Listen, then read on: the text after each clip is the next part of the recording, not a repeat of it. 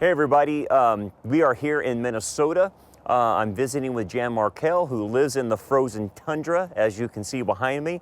This is definitely not California, and I'm not used to this weather.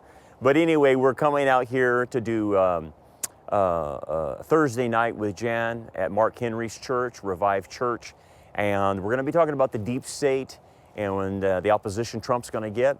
But what I wanted to do in this update is update you on my take on the hostage release and the ceasefire that's going on in Israel. As you recall, Trump, and we call this the Trump effect, who told Hamas and told basically the Middle East and put them on notice saying, if the hostages are not released by the time he comes in to presidency, then all hell will break loose.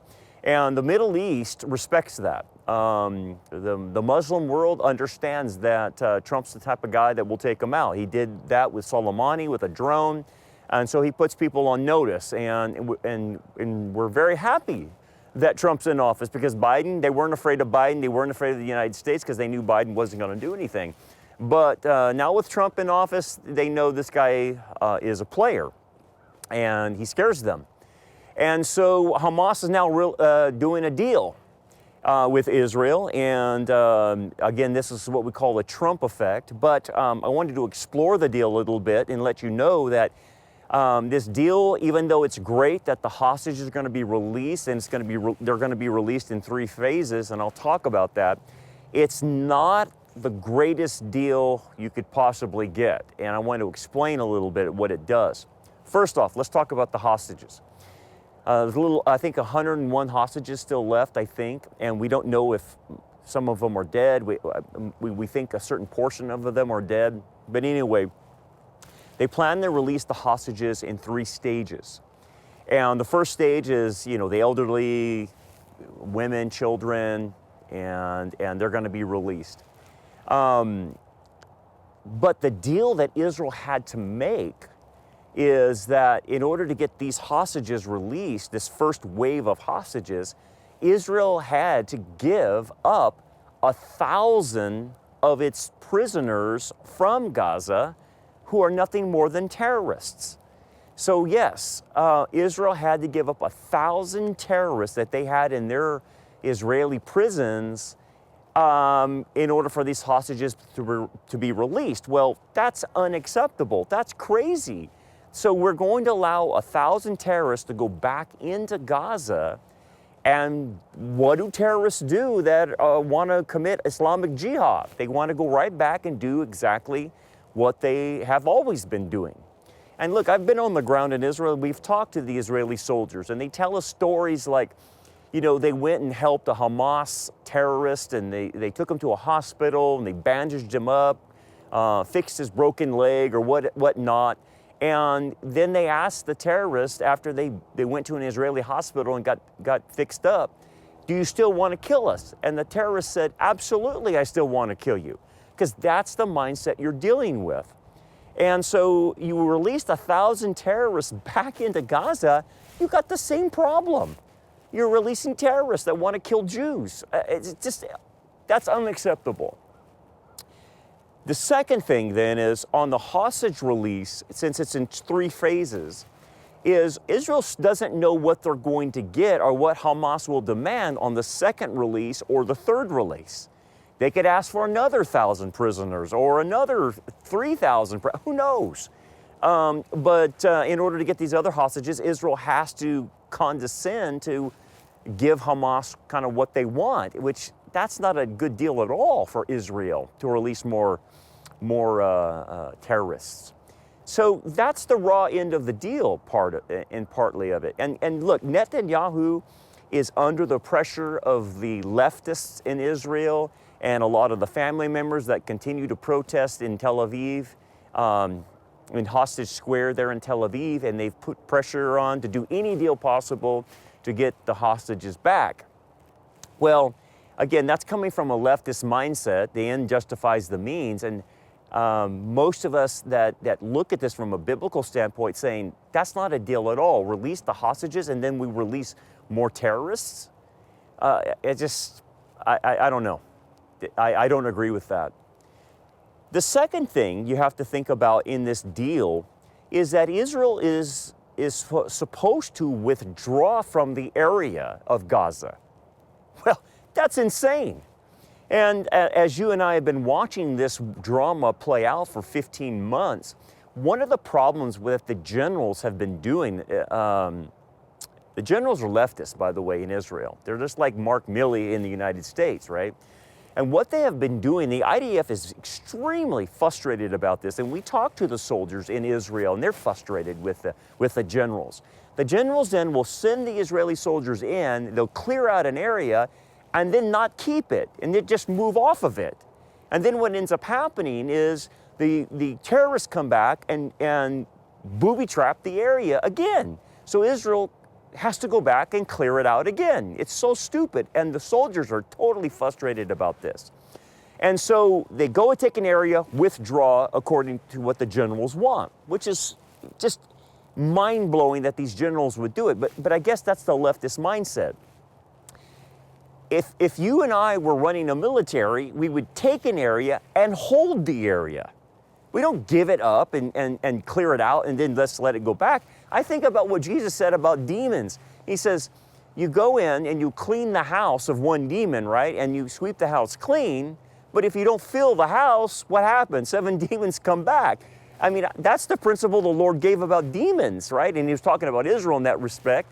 But Israel's generals doing the same thing. They go in there, sweep the house clean, leave it, and 7 more demons come back and booby trap it for the IDF soldiers. It's insane. A lot of these generals need to be fired in the IDF, and the IDF soldiers would agree with that. But part of this hostage deal is to withdraw Israeli forces. Well, if you withdraw, guess what Hamas gets to do? Reclaim the area, like we have seen with the last 15 months. That's insane. I would have never brokered a deal like that. So that's a problem.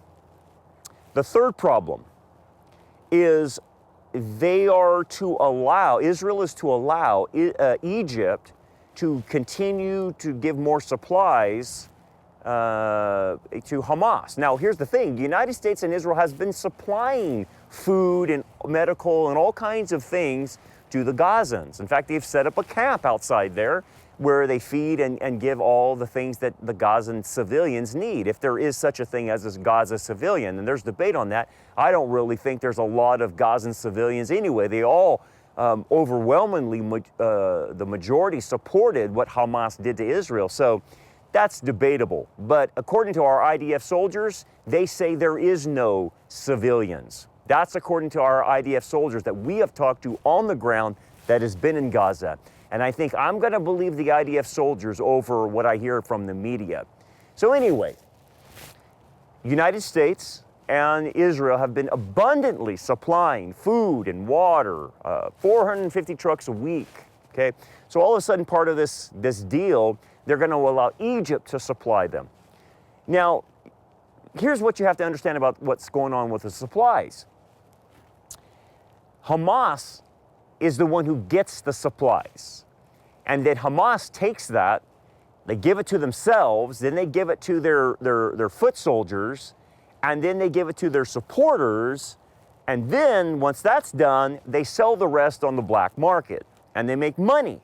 And that money continues their terroristic operations. And that's what's been going on for the last 15 months with the U.S. supplies and even with the Israeli supplies. So now we're going to add more supplies to Hamas so that they can give the supplies to themselves, give it to the supporters, and then sell it on the black market.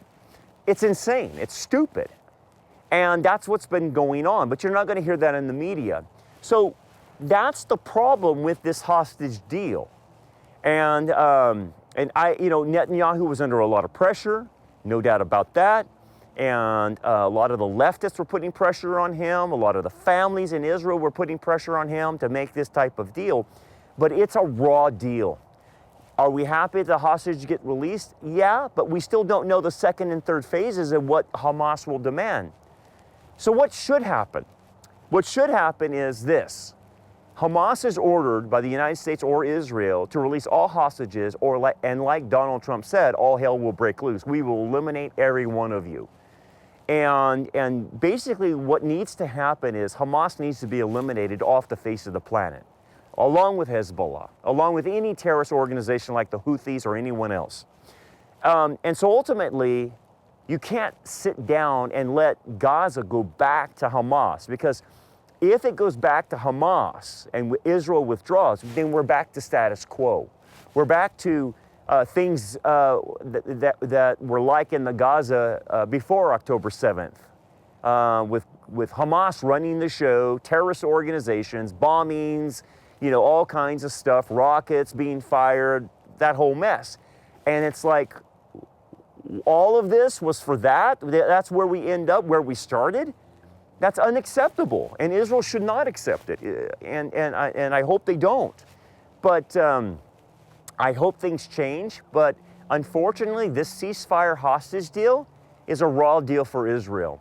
Are we happy the hostages come back? Yes, but look what Israel has to do, and I think that's unacceptable. You can't give Gaza back to Hamas. Hamas has to be eliminated off this planet, and that's it. That's how it has to be. So anyway, we're going to see how this unfolds. What this does prophetically, it continues to set the stage for the Psalm 83 war. It continues to set the stage for Gog of Magog, because if you look up in the north, what's going on in the north, you've got ISIS basically taking over Syria after Bashar Assad is gone. Al-Qaeda leftovers taking over. And who's behind them? Turkey, Erdogan.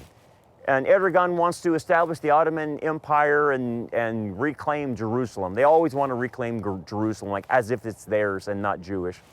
So anyway, all of this is a stair step to those eventual predicted wars in the Bible, and eventually Israel cutting a deal with the Antichrist. So we'll keep our eyes on it, but this hostage deal is a raw deal. Anyway, God bless you. Stay tuned. Make sure you like, subscribe, and share as much as possible. Get this information out to your friends, your neighbors, and remember what the Lord said. When you see these things begin to happen, look up, lift up your heads, for your redemption draws near. God bless you. We'll see you next time.